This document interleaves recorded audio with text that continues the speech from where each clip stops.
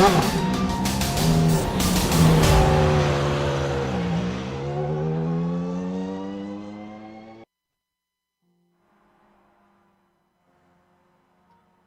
the southern tip of Seneca Lake in New York, sanctioned by the Absolute Beginner League, this is the Global SimRacing Channel's Round 2 coverage of the Formula Neagle Season 22 Championship. One of the greatest country music performers of all time, Glen Campbell. 7-time Oscar-nominated actress, Glenn Close. Oldest human to go to space, John, seeing a pattern here, Glen. Yes, famous Glen Zoll, but today, the Glen on everybody's mind is Watkins Glen. Some marriages are boring, some marriages are passionate, some are disastrous. The marriage of the Skippy race car to the Watkins Glen racetrack would seem to have been made in heaven. But every paradise has its demons, and drivers' virtue or nefariousness are often determined by the point of view, be it upside down in the gravel or speeding away from corner exit. Yes, there will be angels, there will be devils. Defending champ and current point leader Lee Anderson, 2-time champ David third-degree Burns, the junkyard dog Just Junk, newcomer Reese Saunders. Who gets a harp?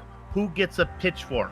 Find out now, because Formula Neagle has come to the Glen, and all the simulated Skippy action from green flag to victory donut streams your way live as it happens right here on the Global Sim Racing Channel.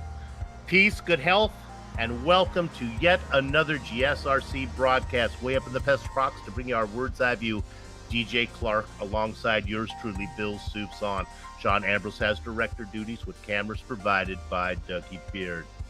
Formula Eagle last came to the Glen in season 19, not that long ago by ABL standards. Surprisingly, none of the top drivers here today were at that race. So while viewers might still remember, for the sake of the drivers who were truant, let's take a closer look at Watkins Glen.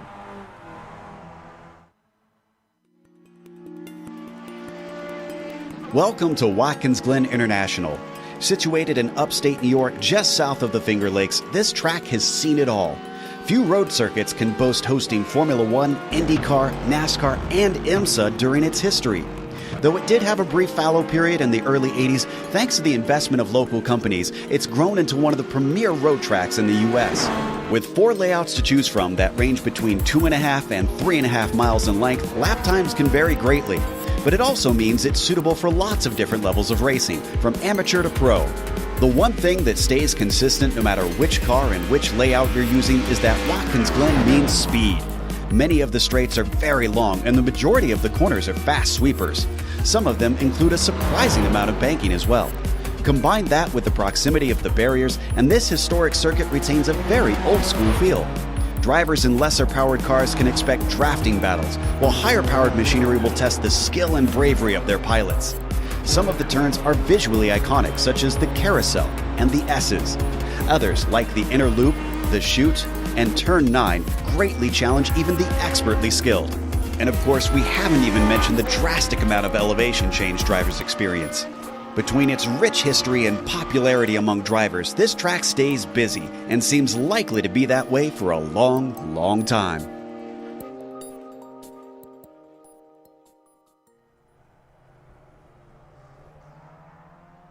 A look at historic Watkins Glen. Now, whenever I see Watkins Glen on the calendar, as my commentator calendar, the first thing I look at is the configuration. GJ, what are we racing today? Well, Soup, we are racing the classic short circuit today. What that means is there is no little boot section. There is no bus stop section on the back straight. It is just a 9-corner blast around this fantastic old track. Couple of things to keep in mind in these skippies. Number one, the first turn, the 90 as it is called, there are very few track limits there, so do not be surprised to see a lot of guys going super wide there, trying to get as much speed through that corner. Also, keeping an eye on the S's. In these skippies, low downforce, you should be able to take them flat out, but just so. The outer loop then, that hard right-hand long turn braking corner, that's going to be your best overtaking opportunity on the track today. But also, do not be surprised if you see a couple of guys trying to make it something happen through the last two corners, as braking zones will be at a premium here. But I tell you, without the bus stop, it really changes the characteristic of the carousel as they head down into that 90-degree, that right-hander there that goes around. Man, that it turns it really into a passing zone. Let's go ahead and look at the points right now. Now, with only one race in the books, these points kind of reflect the results of the opening round. You can see that Lee Anderson, David Burns, and Johan Vanderbilt, they have a considerable lead, as all those guys also picked up the 3 points for being in the top 3 in qualifying. We're going to try to cover that qualifying bonus a lot more this season, as it will play a major factor in determining the champion. It was a really good points day for Vanderbilt to open up the season.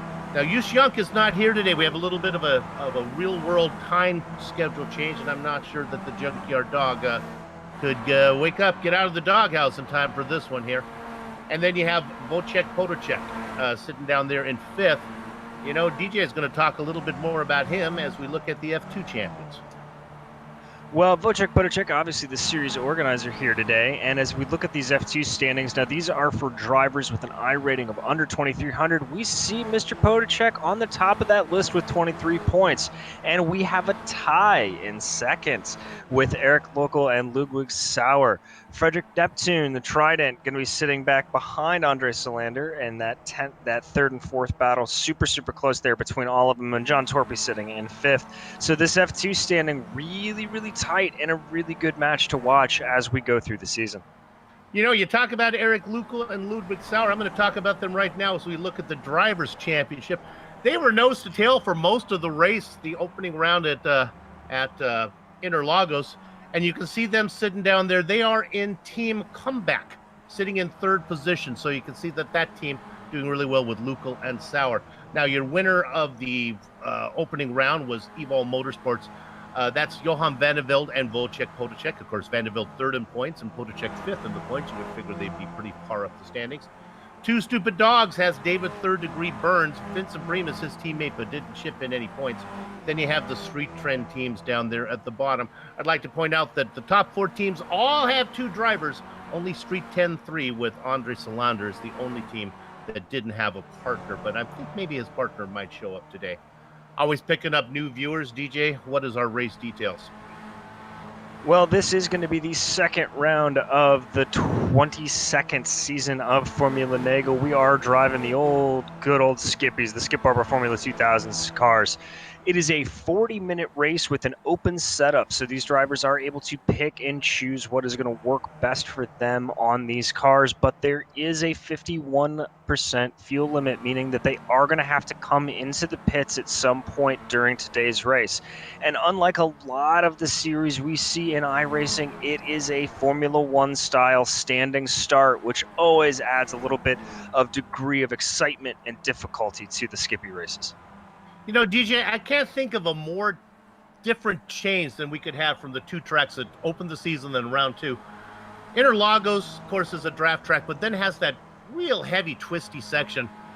This track, relatively simple, just maybe one S, a couple 90-degree turns. It's not nearly as complicated as what we did last round.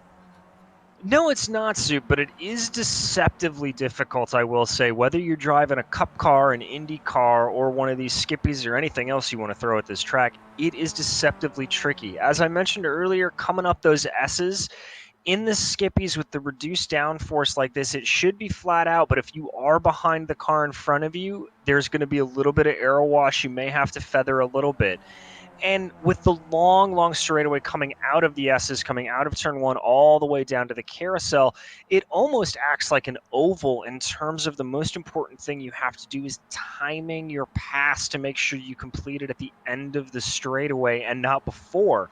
Because that run is so long, there's a very real possibility the guy may be able to get you back by the end of it if you go too early.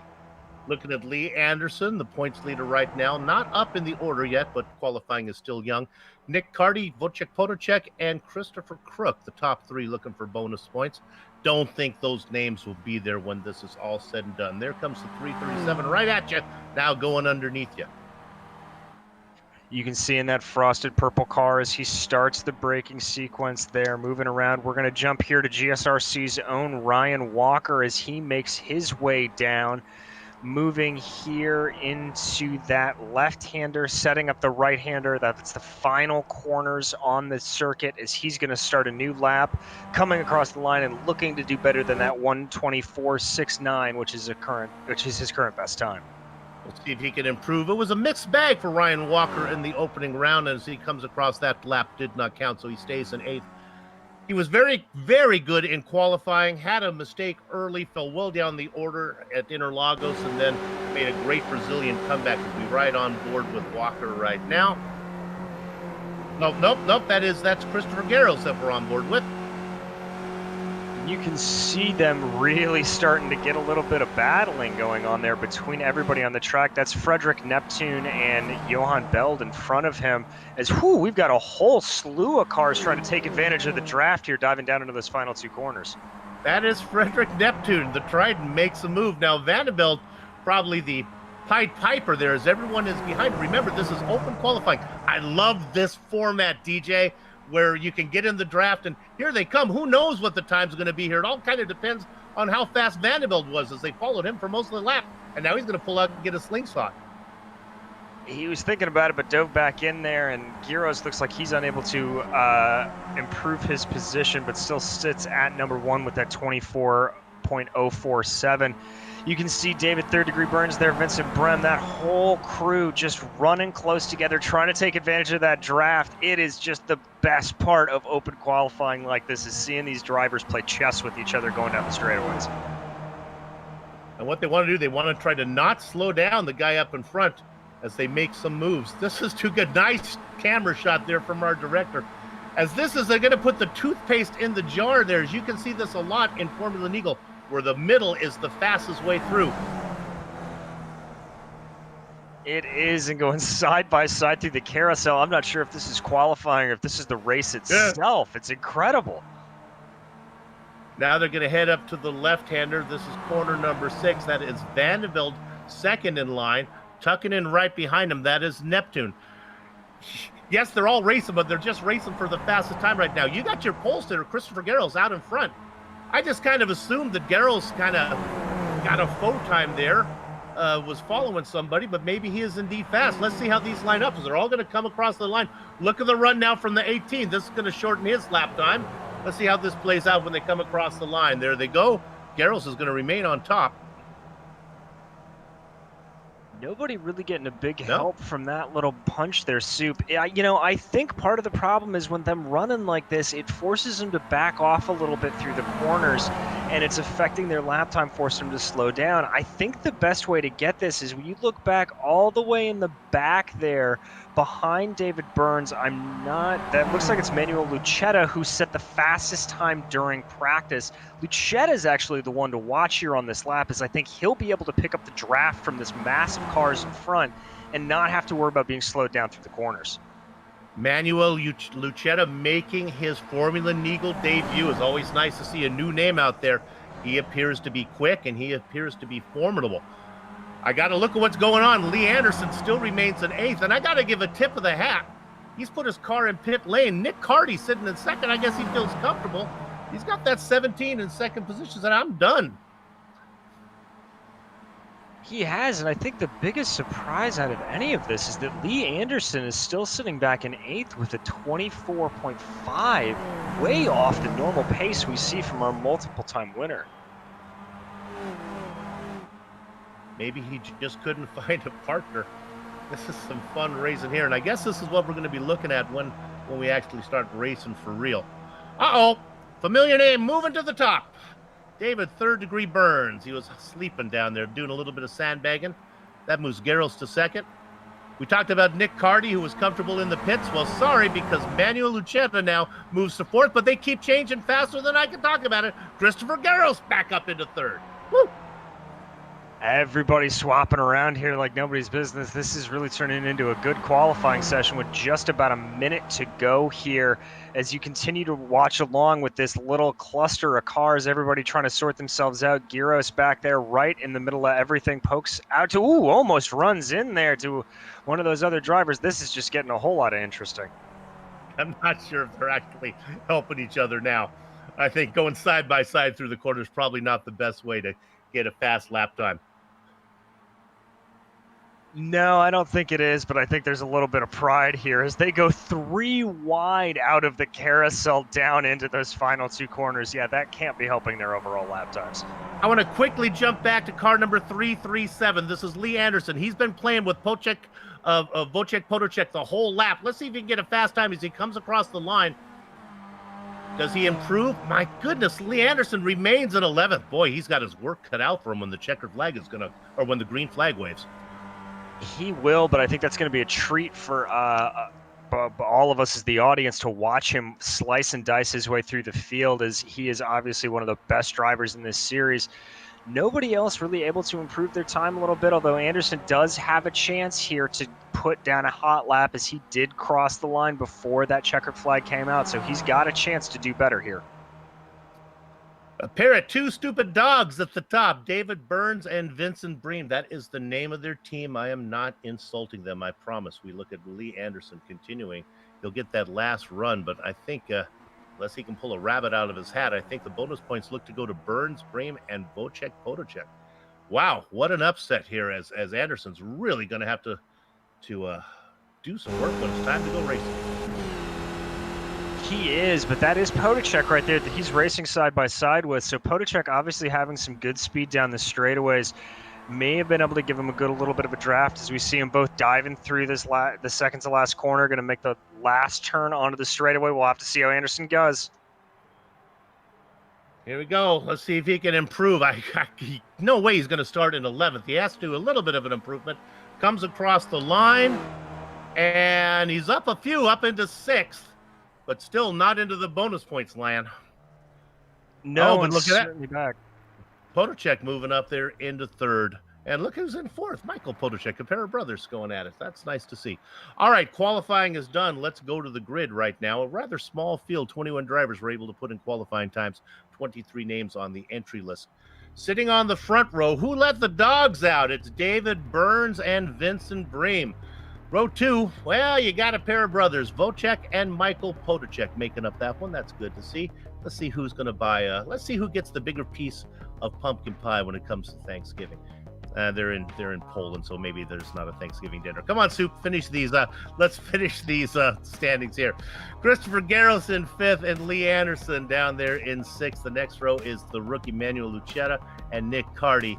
Elise Wojciech and Christopher Crook go 9th and 10th. Coming on in row 6 is going to be Neil Bamber in 11th, followed by Johan Vandevelde in 12th. Eric Lundberg lines up 13th. The outside of him is going to be Ryan Walker. Frederick Neptune and Edgar Sanctionelli making up row 8. Christopher Goulet in 17th is going to be on the inside of row 9. Outside of him, Darren Jeffries in 18th. Troy Banks able to qualify the car in 19th spot, and Matt Tempest in 20th. And then you just got the few stragglers down there, John Torpy, Kai Alstead, and Barry Bates. Few names are conspicuous by their absence. I don't see Reese Saunders here today, and the Junkyard Dog Used Young not able to make it.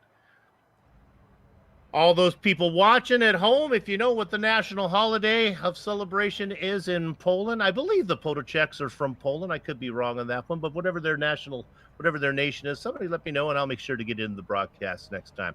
Right now, it's David Burns up on top with his longtime teammate Vincent Bream right behind him. Keep an eye on Anderson, who is buried down in 6th spot, and the rookie Manuel Lucetta. I think he's going to be really, really great. The Italian sitting in what would be 7th. Yeah, Lucetta certainly want to watch there as we're getting ready to go here. 2 seconds to left. Hear the engine start to harmonize. You know what to do as I pull my face away from the microphone. Gather up the chicken steak, cover behind the cows because the horses are out of the barn. And it is David Burns leading the stampede down into the 90 degree right-hander. It is teammate Vincent Bream right behind him. They sort out nice and clean, a little battle for fourth position. Anderson is already up one spot and now is challenging Michael Potacek for a spot. He's being chased by Manuel Lucetta. As now we start that big drafting effect, guys further in the pack here are going to have some really, really good luck here, just getting that double, triple dash. As you see Lee Anderson diving out to the outside there of Michael Potacek, trying to get a good run. Everybody fanning out 2-3 wide almost all through the entire field. And the front fights for a position. Wojciech Potacek out in front right now, tucking down there into second position. That is Bream. Burns drops back to third. All that nonsense allowed the guys to come up, almost getting loose in front of everybody.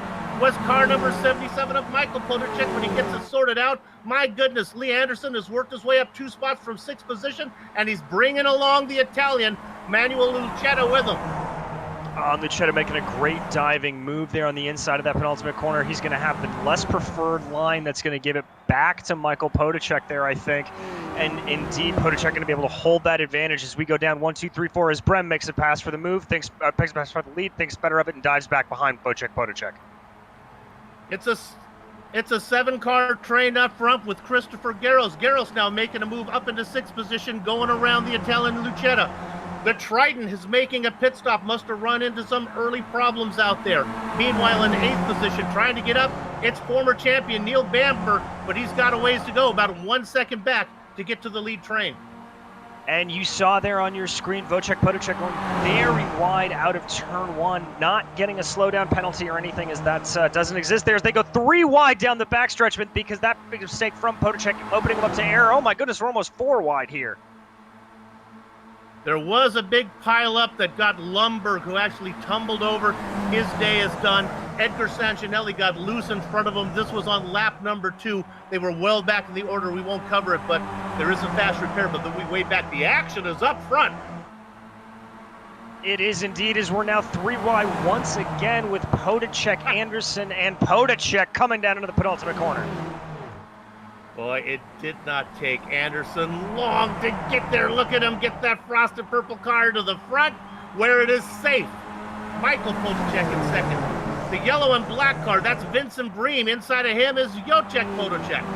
I'm going to, for the sake of simplicity, I'm going to go by first names now with Michael and Potacek instead of giving the both of the full names on those. 3 wide behind them.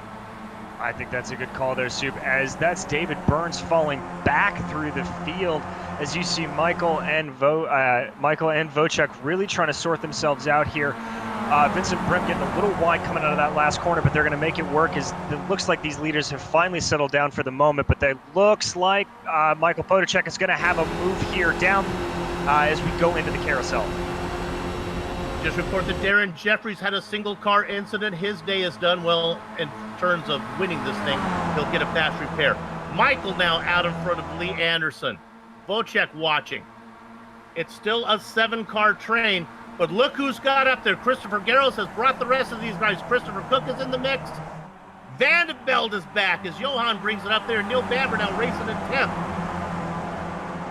Michael Potacek there showing a really good line off the exit of the carousel, trying to cut off Lee Anderson's momentum there, but Anderson having nothing of it, diving down to the inside here into that penultimate corner. He's going to have the preferred line. Michael Potacek going to give it to him a little bit, but that's going to open him up to Manuel Lucetta and Wojciech Potacek behind him for maybe a move here on the main straightaway. I got to go back to the rules package here for Formula Neagle. There are no drop races, and it is a short season. These guys are having fun right now, DJ, but they are inches away from basically ruining their championship hopes. One mistake, it's hard to come back. This is fun, but it also could be very costly. I do not envy any of the drivers out here today because I know if I was in the sim cockpit, I would be absolutely sweating bullets. And especially with the new damage models that have been put on the skippies, these things are highly sensitive. You touch wheels, you have a very real possibility of completely ruining your race by breaking off one of those wheels. As you see here, Michael Potacek making a move on Lee Anderson. That'll set him up on the outside. He may have the draft, and he's bringing Manuel Lucetta alongside him as they go 3 wide almost down the backstretch. This is going to continue until somebody makes a mistake. I'm going to call the shot here, do a little directing from the commentator chair. Can we go on board with car number 1, Ryan Walker? He is in the caboose of this train, sitting in 13th position, and has, look at the nonsense that is in front of Walker. 12 cars, but he can see the leader. Walker really sitting in that popcorn position and just probably absolutely loving seeing what's happening in front of him. And truthfully, he's going to be able to take advantage of all of those cars, breaking the airs. That's somebody off wide there in front. That's Johan van de Velde, I believe, unless I'm crazy. No, excuse me, maybe it is Johan van de Velde. It's van de Velde off. We'll take a look at this one. I think he doesn't. You know what? He gets a little bit of help from the car behind him, a little bit of assistance from Wojciech Podolczak. They are teammates. That's not going to go down well in the team briefing room, but almost able to hold on to that there for Van de Velde, doing a little bit of dirt track racing there, but just losing it as he gets into the kitty litter. So, we come back live. There is a pass for the lead. It's going to be 3 wide. On the inside is Anderson. In the middle is Podolczak. And on the outside is Manuel Lucetta. And right now, the Italian has the knob, but he's on the outside line as they go through the carousel. But maybe it's where the momentum is. Let's see if the outside line will work. Nah, I think the inside's going to work as Michael Podolczak gets back to the front. I think that inside line is going to be preferred, at least for the moment, Soup. But as we get later on into this race, as you can see there on the screen with about 33 minutes to go, when we get down to about the 5 to 10 minute mark, I think guys are going to be a lot more aggressive later on the brakes. And when that really starts to happen, when everything goes out the window and you're going for the win, you may see that outside line really come into play there. Okay, the front pack starts to go single file. Let's quickly go back and look at 13th position. This is a 3-car battle back here. This is number 68, Matt Tempest. We won't stay here long. Troy Banks, John Torpy, and Christian Grilli making a run. So these guys are racing 13, 14, 15s, and 16s, but they are 5 seconds behind the lead train. Yeah, these are the guys that are sort of making up the lead pack of the second train here. As you see there, Banks trying to dart out to the outside. That's a late move, not going to work. He's just going to stay committed to that line. Is there you see all the way in the back, those guys running super, super wide. Now, again, you do not get a slowdown. You do not get a cut course penalty for that. You can take that corner almost all the way out to the wall, and it is the fastest way around this track, although very difficult when you get out onto that concrete of the runoff area. Let's go back up front because those guys are much well behaved. We got to look what's going on here. It's the Frosted Purple Colors, Anderson out in front, but then it's 3 wide behind him. There's the outside line now. That's the yellow car of Bream. The inside line seemed to work for the 91 of Lucetta. It did. Lucetta able to hold that line, but Bream able to make that outside line work at least on Michael Podolczak. And you're seeing now one of the advantages of that outside line. You get a little bit more momentum coming out of the carousel, and you have the preferred line coming down into the left-hander of that penultimate corner. Oh, they spin! He's going to lose it. It's the number 77 of Michael Podolczak. They get together. Little bit of controversy about real estate as he gets into the 28 of his brother. It's Cain and Abel. Oh, that is not going to make family dinner nice to watch. As you see here, you know, I hate to say this, but I have to put the blame on Michael Podolczak there, as Wojciech really holding that outside line. Michael just running it up to the outside, running into him and trying to squeeze him where there was absolutely nowhere for Wojciech to go. All right, we have the front wing hanging off now. A lot of times that doesn't really matter much on the skippies. So let's tell you what this means now. You got now out in front is Manuel Lucetta, the newcomer. You got Lee Anderson, the veteran, defending champion, and right behind him, Vincent Breen, the long-time and season 5 champion. It's been a long time since we've seen Vincent running up front. There is about a 1.3 second gap now back to Burns. Burns probably has the pace to catch those guys. A big gap back to another champion, Neil Bamber, who's in a squad there with Wojciech Podolczak, Christopher Garros, Christopher Cook, and still in 10th, Ryan Walker, watching everything happen in front of him. Yeah, that accident with Michael Podolczak really, really helping to separate the pack out here as you see these top 3 starting to run. And Manuel Lucetta, once again, just like we saw Andre Salander a couple of weeks ago, really starting to spread everything. Excuse me, not Andre. As we saw Reese a couple of weeks ago, starting to show some good signs here for the rookies. Wanting to show them what's happening as we drop back to P5. This is where the action is now. These guys are having fun, but they got to be careful. If they could race clean, get it sorted out, they might be able to run down the guys in front of them. Let me look through here and see. You know, a driver we haven't talked about much. Let's look at car number 29. He's in the mix. This is Elise Wojciech.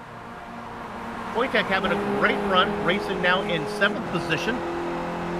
Started in 9th.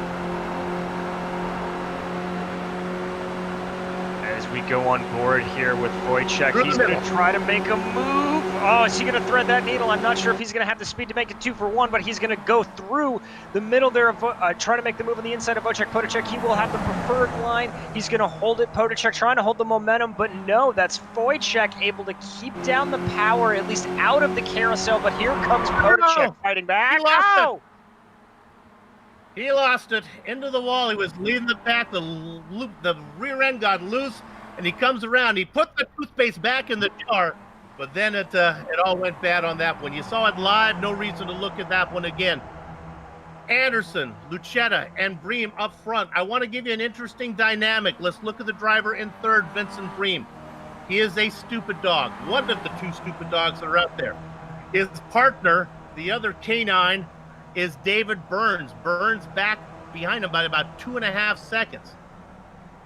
Vincent may want to think about maybe just backing up just a bit. Doesn't want to lose touch with Lucetta, but maybe can be the stepping stone to drive Burns back, although he probably thinks 3rd degree doesn't need any help. He can race up there and catch him. I have to agree with that I think we may be seeing another patient performance here from David Burns, as we've seen time and time again from him, is his ability to just sort of hold back and wait until the time is right to make the move. As you see up in front there, clearly not taking any desire to take it chill, as Manuel Lucetta really diving down, at least trying to. Anderson back up to the front, and that's going to bring Vincent Bream right behind the gearbox of Manuel Lucetta. Now, I'll be honest with you, there's a chance that we miss something happening up front, but usually the dynamic of these races is the leaders behave better than the guys that are farther back. So I've got to go back to where the action is. How about 6th position? Former champion, number 45, Neil Bamber. He's got Christopher Garros behind him, Christopher Crook in the mix. Leading this train, Wojciech Podacek. Remember, he was up front, DJ, for a while till he got into it with his brother, trying to get that back. Yeah, that contact with his brother didn't send him off track necessarily, but just kind of rattled him a little bit, had to get out of the throttle, and that'll force him plenty of back here. As you see Gyros really working on a good jump on Bamber, trying to get a draft. He's going to stick back and hold it through the 90. Nobody running crazy wide there. Christopher Crook running a little bit, but everybody just trying to keep it. As here comes Bamber jumping out to the inside there through the S's. That is a gutsy pass. As well, that sequence may not look nearly as high as the Eau Rouge Radeon complex at Spa. Rest assured, it is insane to drive up it flat. Oh, this is really close down. The car that's going to be squint, that is Garros. Now he makes a move on the inside coming up strong. That is the car of number 63, Christopher Crook. And I think when this is all said and done, by the time the Calliope stops, plays into the carousel, now they bang, going off. That is Garros, and also off into the sand is Podacek again with more trouble, but he will not be denied as he's back out on track for his 3rd time. And we're going to jump back on board to the replay here. You see everybody going wide. That is Garros right in the middle. Podacek just cuts down on him, tries to take too much of an aggressive line through the carousel and sends him off spinning. Kudos to him there, though, to be able to hold onto the car, not send it into that outside retaining wall. So Podacek able to continue, but it's going to drop him back down to 9th place. All right, we got to go back up front because the story begins to change up here. It doesn't look like Vincent Bream has been able to stay on the tail of Lee Anderson. Anderson says, I know when it's time to race. Sometimes it's time to race at the end of these events. Sometimes you race in the middle before the pit stop. But I think Anderson has said, let's go see if I can break the draft now. And he is out there by 1.2 seconds. I haven't been in a Skippy in a long time, but DJ, my gut tells me Anderson's broken the draft. I think he just about halved Vincent Bream, may be able to get a little bit of it, but nothing enough to really start to pull away.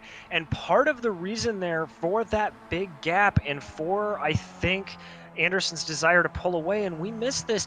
Manuel Lucetta has dove into the pits on lap 9, about a lap ago at this point. So Lucetta going for that early strategy again, trying to get the undercut. We'll have to see if it works out, or if it does not work, like we saw the rookies do last time out. It's an instant replay of this. We might as well just cut and paste our commentary from the first race at Interlagos when Reese Saunders, the rookie, decided to pull out early. It didn't work for him. Let's see if it works for Lucetta. But as a rule, you stay with the leader. Well, you know what? This could be a case of maybe he doesn't realize, since Lee Anderson qualified 6th, maybe he doesn't realize how fast Anderson really is. I think that could be a case, and I think it also, unfortunately, and I hate to say this, could be a rookie mistake out of Lucetta. The draft is so important around here that I think you can lose up to about a half a second a lap if you don't have a drafting partner. So we could very easily see him fall back through the field. We'll have to keep an eye on his lap times, and we'll keep you abreast of it, but I think this is basically going to hand the race into a two-way battle between Anderson and Breen. Yeah, and you know, you're absolutely right. And what it also does is it takes away, I talked about a stepping stone, but if you pull somebody out of that chain, well, then that's how you can lose the draft. And I think that's what may have happened to Bream. Manuel Lucetta sits in 14th right now, about, well, he's a long way back, about 29 seconds behind the leader. We look at this battle here that has really been the exciting battle all race. But DJ, this train gets smaller and smaller as attrition starts to really take its toll. Yeah, that little bit of knocking and rubbing, as people would say in the NASCAR world, really starting to knock some people out of it here as you watch everybody taping it nice and easy through that final corner. That is Christopher Giros there, following in the wake of Christopher Crook and Neil Bamber, trying to line things out. You see him coming out of that last corner. Multiple lines to take. That was Giros super quick on the inside line. He's going to take a little look down into the 90. No, he's going to stay in line. Once again, like we talked about at the top of this race, you don't really want to try to make a pass through the 90. It is much more beneficial for you to back off, sit in the gearbox of the guy in front of you, and just get advantage of that stretch, of that draft up through the S's. This group used to also contain Elise Wojtek, the 2 Potoceks, and Johan Vandeveld, but they all had issues. So now, which was maybe a 9 or 10 car train, is down to a 5 car battle, but it's still maybe the most exciting battle out there. It is, and if you jump up to the front here, David Burns starting to put the hammer down. He has just gotten by Vincent Brem. I was watching it, relatively straightforward pass, just a good draft coming up through the S's. That is going to drop Bream down to 3rd place and promote Burns up to 3rd, as now Burns sets his sight on the leader, Lee Anderson. That might be a wise decision by Bream, as well as, remember, Burns is a 2-time champion and is your pole sitter, so he might have the pace to run down Anderson, who was struggling to get a qualifying time. Now we jump back to this exciting battle. Garrow's out in front, Crook, Neil Bamber looking on, and somebody's peeling off, and that's the leader of the train. Garrow's coming in. Also joining him, Nick Carty, who we haven't talked much about. Now that's more of the expected pit window of what I thought, and I think that's really going to open up the floodgates. And smart move there for Giros. He was leading that train, so he wasn't getting the advantage of the draft. Good move to try to dive in here, go early, because otherwise he would have to back off to try to gain time and go through that whole conundrum. So Giros, the first out of this train to do it. I think he's going to time this just about right, barring any mistakes from him in the actual pit lane or on his out lap. There is, let's go back and look at Brem here real quick. Let's look at Brem and Burns, these 2 teammates. They continue to leapfrog each other, trying to work together, trying to run down Anderson. Another thing that these guys can do is they can wait till Anderson comes in. And when Anderson leaves, they can leave, even though they didn't put in enough fuel. And they can hope just by following Anderson that they can save enough fuel to get to the end. Now, let me tell you, saving 3 seconds of fuel, that's a lot, because it doesn't go in that fast in these cars. No, it doesn't. But the one advantage that this track does have is the fact that it is not a heavy braking circuit. Instead, you're looking at a lot of third or fourth gear sweeping corners. And when you go through those corners, it is very easy to lift off the throttle a little bit, to let the throttle breathe, let the car breathe. And so it's very easy to save a gallon or a half a gallon around this track. So this could work to some of these guys' advantages who are trying to go long and have the advantage of the draft. They may lose a little bit of time coming through the corners on those lifts, but they will be able to gain back any of that time just tucking up behind the guy in front of them and getting advantage of the draft. So watching a little bit on NASA, there's a plan to send humans to Mars, where we send them out there. Not sure how we'll get you back, but we'll send you out there and you just stay alive till we get it figured out. That's kind of what Burns would have to do. He would leave early without enough fuel and hope that he could figure out a way to get to the end. We'll see how it plays out. I don't think Vincent is going to do, or Dave is going to do it. Remember, he's in the points race for a championship, and if you make a mistake like that, boy, you're risking a second place finish to a 20th place finish.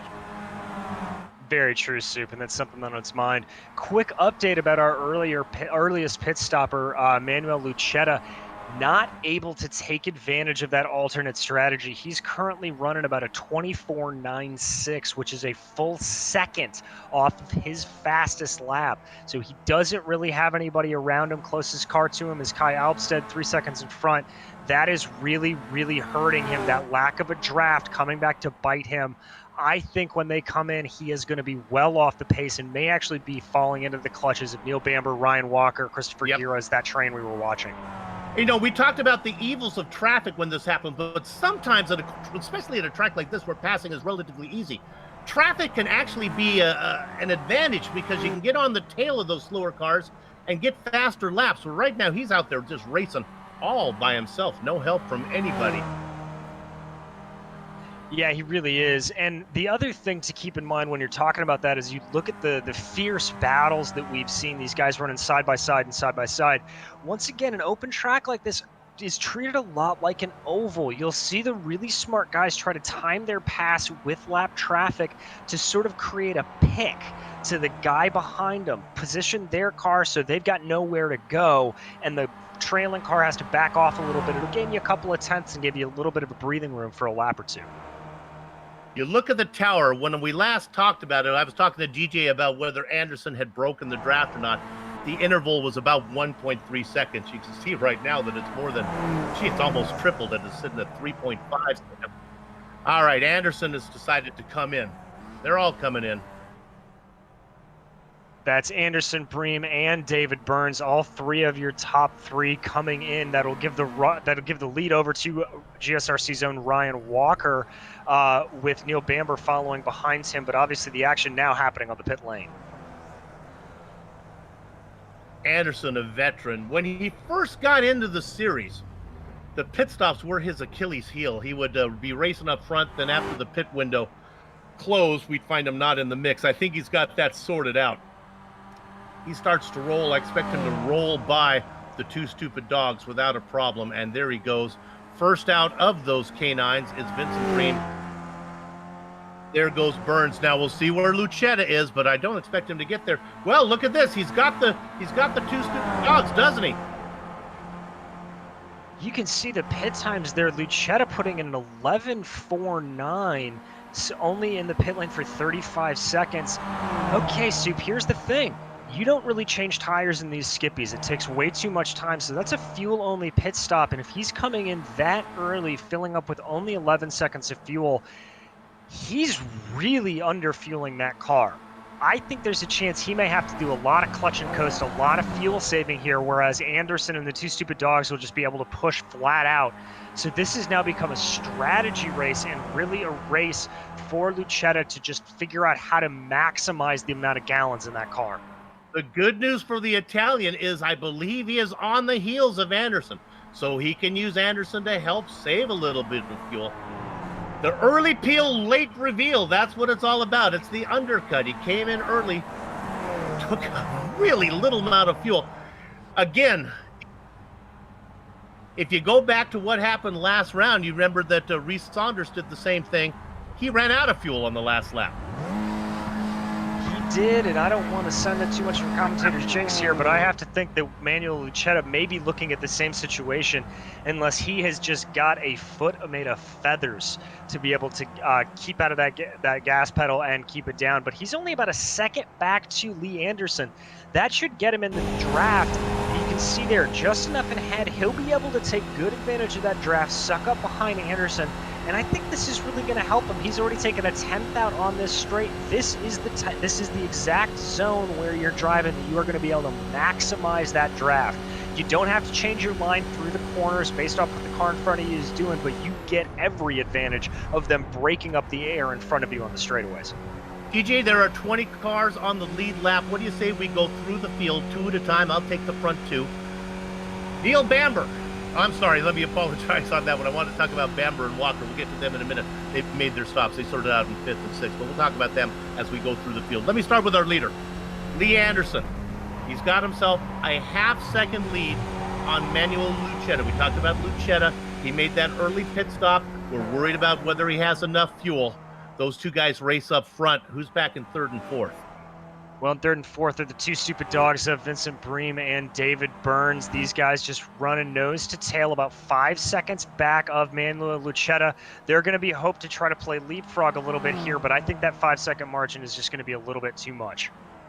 And then we go back to the car in 5th position. This is Neil Bamber, and we have a pair of guys here. Bamber and Walker came in together. They come out together. They're going to be racing for 5th and 6th, I think, too far behind the guys in 3rd and 4th and comfortably ahead of the guys in 7th, who is? That's going to be Christopher Giras and Nick Carty. Another really good 2-car battle here. You see Carty trying to work this way and that, sort of in that blue Tyrrell-inspired livery, trying to find something. This is going to be a battle to watch. Let's stay here for a second, as I think Carty's going to be able to try to pass on Giros going down the back stretch. They head down into the carousel. Neither one of these drivers are going to be able to wait to pull away from the other one, so it could be a matter of just maybe saving fuel. And it looks like Carty is going to wait till a more opportune time. We'll check back in on these later. Let's go to the driver in 9th. He's all by himself, Christopher Kruk. He was racing up front for a while, but has fallen back. He started in 10th, so he's picked up 1 spot. I'm going to go back and get 2 more as we jump back to 10th and 11th. These guys are in a battle. Christopher Gruley and John Torpy. Torpy up 11th position. He is our hard charger so far. DJ, who you got? Well, I'm watching Michael Potacek and Kai Alpstead as they have a very similar battle to the guys in front of them. Potacek, if John Groulet is or John Torpy is our hard charger, Michael Potacek is our hard faller, down 8 positions from his starting spot of 4th on the grid. He finally is able to get by Banks here, but we'll have to see how long that holds. Yeah, that was Troy Banks in 13th. Now I'll go back to 14th. This is Kai Alstott. He is about 39 seconds behind the leader in 14th, up 8 spots from where he started. Let's go back and look at the Trident. Frederick Neptune had early problems, racing in the 15th, the same position that he gridded in. Who you got after that? Well, I've got the Trident of Frederick Neptune, that 666 car. Excuse me, it is Matt Tempest, I believe, who is on track. He is about 43 seconds back of the leader.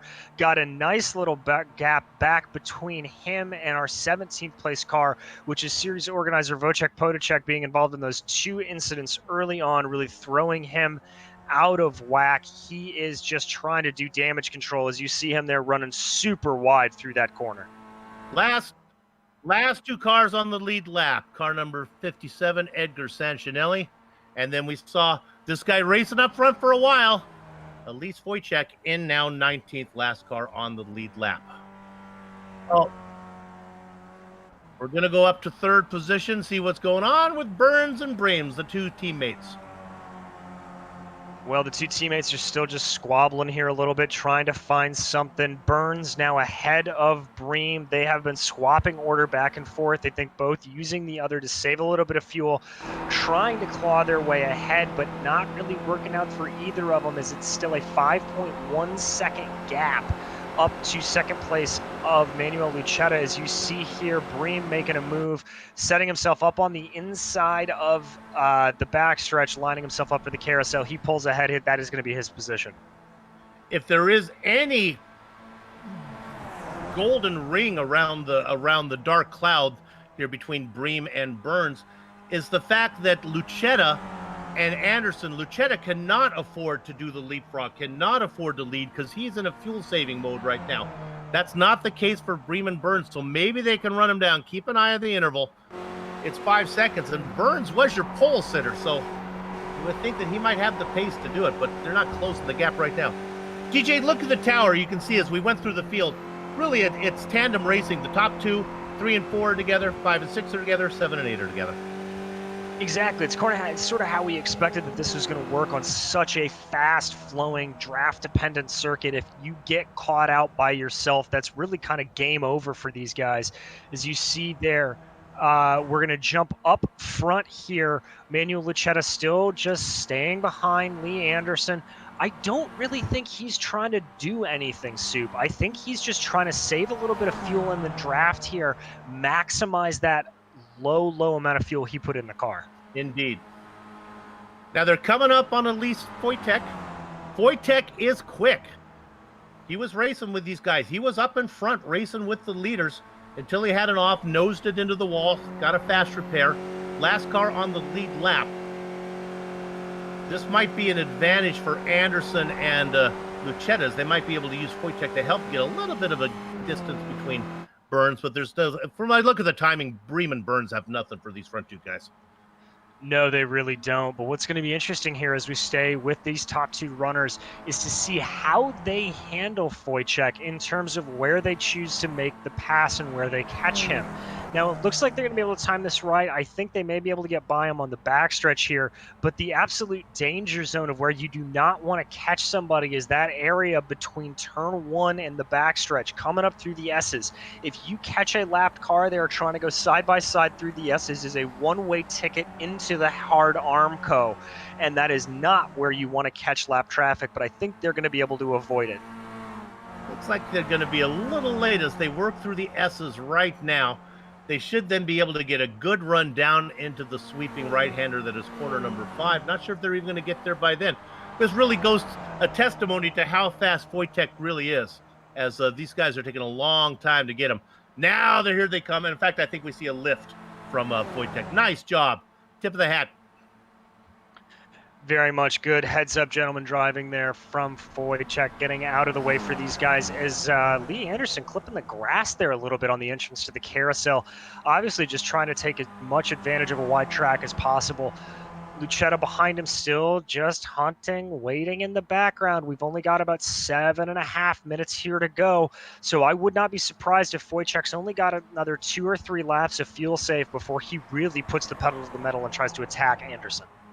There are a lot of battles to look at, but right now we're going to focus our attention up here up front for a while because there is a bit of drama here. The question is, can Lucetta stay with the leader? We don't think he has enough fuel.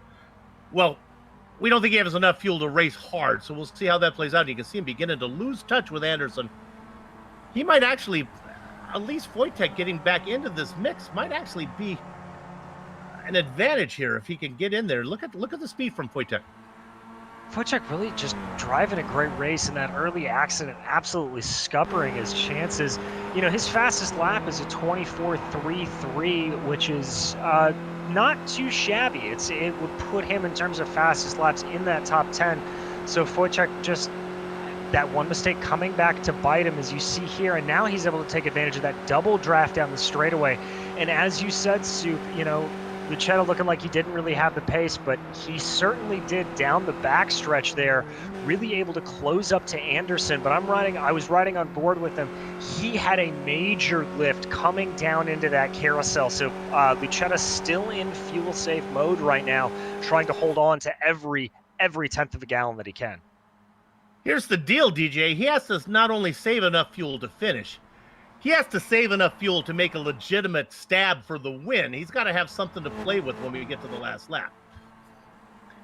Very much so, and Lucetta being a rookie, not being a part of that first race, and with such a short season like this, missing even a single race can completely and totally scupper your chances at the championship. So Lucetta really just, I think, going for a win here is what he wants. He knows he's not going to have a chance at the championship. That's kind of what we talked about. Burns could do something fancy, maybe short fill and try to get up there. Burns still very much in the hunt. Third place points. He got the bonus point for being in the top 3. So he's going to be very much close to Anderson. And of course, Anderson's coming off a win. He's going to have another big points day. You don't want to let these guys get too far away from you. Look at this, though. Lucetta now within 2 car lanes. Within 1 car lane with a run. I think he's going to make the move. No, he waits, and I think that says a mouthful. Yep, he is in fuel mode. He had the run and just chose not to do it. Now, that could be one of 2 things. Let me just offer a counter argument to myself here, that he could be waiting to time that pass because he knows if he makes it anytime before the penultimate lap, that Anderson will have a really good chance to fight back at him. So he could also just be kind of holding back, learning what Anderson's quirks are, learning how he can best make the move. And for Anderson's case, if I'm in the cockpit of that frosted purple machine, what I'm doing is driving deliberately erratically right now, trying to change my entry angle into the carousel on every lap so I am not able to be anticipated by Lucetta. This is the point where we always talk about the placement of the finish line relative to the final corner. It's about in the middle of the straightaway. There is a relative distance, a pretty good sized run out of the final corner. Boy, but you'd be hard pressed to get there in time. What do you think? Can you snake somebody on that final corner? I don't think so, Soup. You know, that final corner is about a 2nd or 3rd gear corner in these skippies. As you see here, Lucetta maybe making another run. Nope, going to hold back again. Just lift off the throttle, save some fuel, stay in the draft. There's not quite enough speed to be able to be gained off of that final corner. You know, I think the place to make the move on that white flag lap is going to be exactly where you're watching on screen right now. It's going to be into the carousel. It's very difficult to make a move there. The only other possible area is off of the carousel into this penultimate corner. If you can get the preferred racing line there, you may be able to hold, but trying to get a draft through that last corner and slingshot onto the straightaway, I just think there's not enough tarmac to do it. And you could see Lucetta kind of feeling it out. He had a really good run out of 5 going into that left-hander that is 6. Now, this is the point that DJ was just making. Here's the finish line right here. It comes quick. So, yeah, you make it into the carousel, then play defense. If you don't get it done there, try to get it done into the 6. And then if you can't get it done there, boy, you really put yourself behind the 8 ball. 2.5 minutes to go. I think we'll probably get this lap and 1 more would be my guess.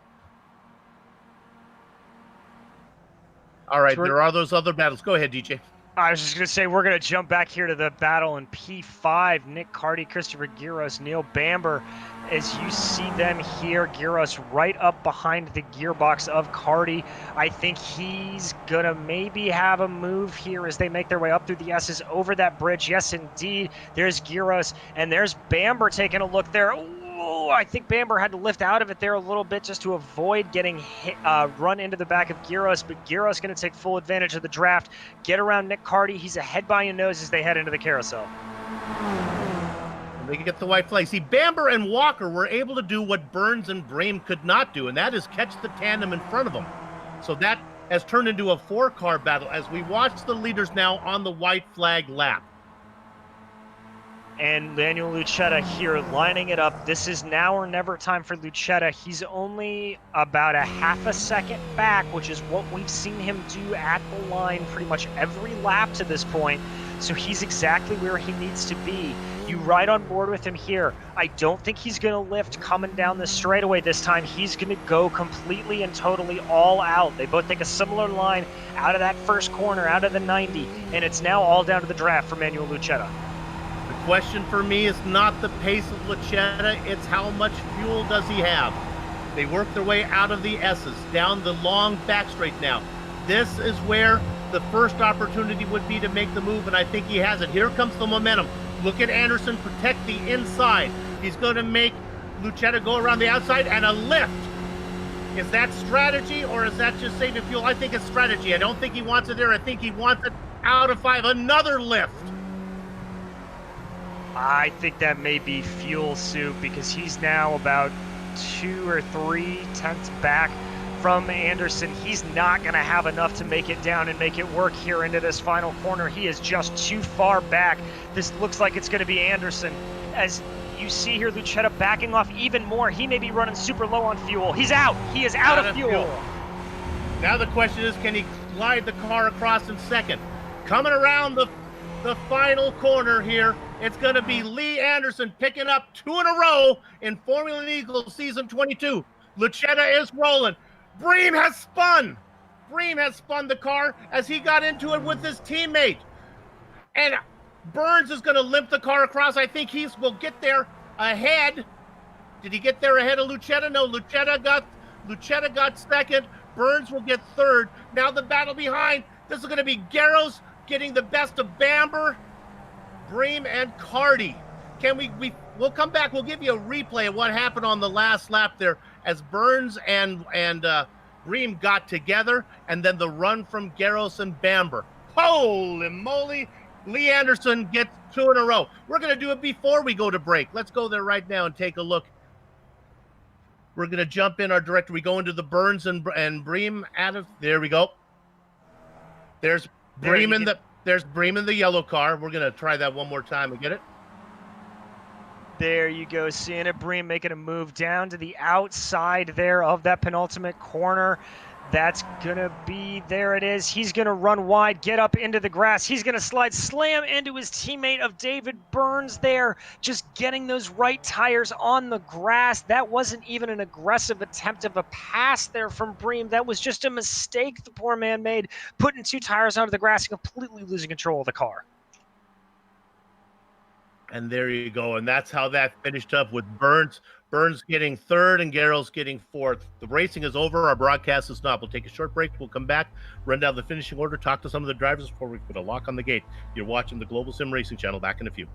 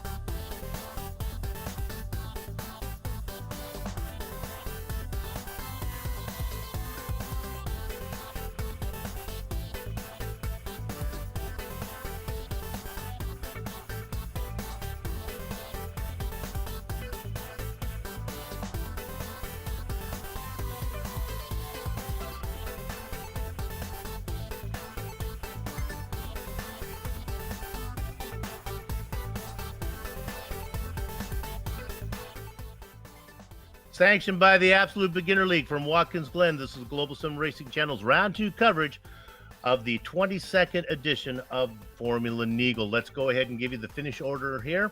It was Lee Anderson making it 2 in a row with the rookie Manuel Lucetta. He was fast enough, didn't have enough fuel to get there. David Burns will get third. Christopher Garros in fourth. Neil Bamber gets the top 5 position. Vincent Bream got in it with Burns. He'll have to settle for 7th position with 6th position. Nick Cardy after that. Ryan Walker and Christopher Garros with John Torpy rounding out your top 10. Nick? Bringing home 11th place is going to be Christopher Gurley, followed by Troy Bank and the Trident, Frederick Neptune in 13th, Kai Alpstead in 14th, Matt Tempest in 15th, Michael Potacek finishing just ahead of his brother Wojciech Potacek in 16th and 17th, respectively, Edgar Sanchinelli in 18th, Ellis Wojciech in 19th, and Darren Jeffries in 20th. The final three out there, Eric Lundberg, Johan Vandeveld, he got a good point stay the first round, not so much today with Barry Bates. All right, it's interview time. I get to talk to our driver in third. It is David, Third Degree Burns. We'll bring him down in here. David, got two stupid dogs fighting over a bone there. Yeah, I was just laughing with Vincent. He speared into me for the last corner there. I said to him, there's not even a scratch, mate. I didn't even know you were there. It's different. It's unusual. You had the pace to run up front. You were sitting back there watching everything. Then the Anderson got away from you guys. Yeah, you know what Watkins Glen Classic's like. It's just you get in a bunch and then somebody makes a mistake and you lose the draft. When I lost the draft to Vincent, I couldn't make it up. There was a back marker that got me back to Vincent, but by that time Lee was off. His lap times are ridiculous. He deserved to win them. Yeah, he was even by himself. He was faster than what you and your partner could do together. Well, you're still in the hunt. You had a decent point stay the first round, good point stay today. One mistake from Anderson, and you're right back in this, man. So good luck. I don't think he makes mistakes, though, does he? We saw him go on the grass once today, and that was about as big as you could get. Good job, man. Cheers, guys. All right, David Burns, talk about Lee Anderson won a championship last round with only one off track for the entire season. DJ, who you got? Well, I have our very own 8th place finisher, Ryan Walker. Ryan, it was a draft-heavy track. How was it out there today? I have to say that was great fun, but it was mayhem at the same time. There was just the pack was so close together, it made it difficult to make any passes just because of the draft around here. But it was still great fun, and happy with 8th place. Headed to Tsukuba in a couple of weeks. How do you like your chances when we get to that short little twisty circuit? That'll be tough, but I would like to try and finish in the top 6 at Tsukuba. But it'll be difficult because of the tight nature of the track. So it should be an interesting one, especially in this car. It'll certainly be one we're looking forward to. Ryan, thank you so much. Congratulations on 8th place. Thank you, sir. And with that, let's give thanks here to Absolute Beginner League for organizing Formula Neagle and contracting with GSRC to broadcast it. The company's equipment and software you see on the screen right now that we use for the broadcast. Original music, well, that's June Alon. See the screen for contact information. On screen now are some of the upcoming broadcasts. Mark those down. Check them out. Formula Neagle returns in 2 weeks. It's going to be a scuba. You don't want to miss that. Let's see what rookie comes up and doesn't put enough fuel in the tank this time. If you'd like more information about the Global SimRacing Channel, globalsimracingchannel.com, Twitter at GSRC Channel, Global SimRacing Channel also, and GSRC_Gram for Instagram. You know what's going on there. While you're here, go ahead and subscribe if you can. If you're looking for a unique gift, don't forget our store at gsrc.storenvy.com. Finally, on behalf of the entire crew, DJ, Sean, and Doug, I'd like to thank all of you for watching as Lee Anderson picks up his second win in a row here at Watkins Glen. And now that all the housekeeping's out of the way, I'd like to thank you all for watching. We're off to have fun storming the castle. So until next time, race clean, race hard, and we'll see you on the track.